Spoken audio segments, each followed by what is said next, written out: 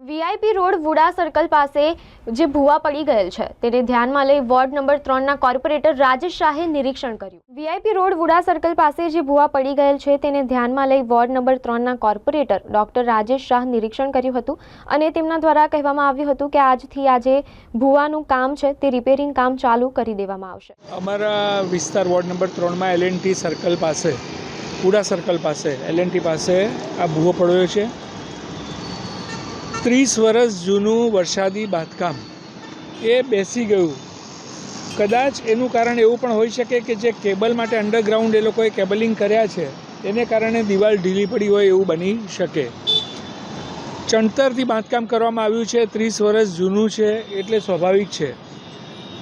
આજથી અમે ખૂબ પ્લાનિંગ સાથે અહીંયા આખું કામ શરૂ કરવાના છે। આખી જે આ ઈંટોથી જે લાઈન લીધી છે વરસાદી એ આખી રિપ્લેસ કરવાના છે અને ત્યાં આરસીસીની નવી આખી વરસાદી લાઈન નાખવાના છે કે જેનાથી એ મજબૂત પણ રહેશે અને વર્ષો વર્ષ ટકી પણ રહેશે અને ફરીથી અહીંયા ભૂવાની શક્યતાઓ નહીં રહે।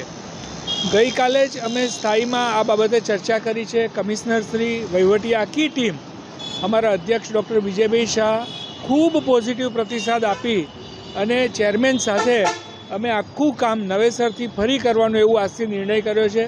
આજે જ આ કામ શરૂ થઈ જશે। બપોર પછી અત્યારે પાઇપો હમણાં ઉતરશે અને કામની શરૂઆત થશે ને થોડુંક કામ લાંબુ ચાલશે।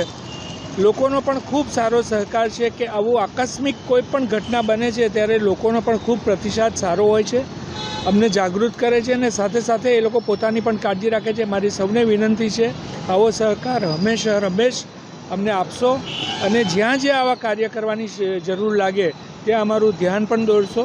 અસ્તુ વંદે માતરમ, ભારત માતા કી જય।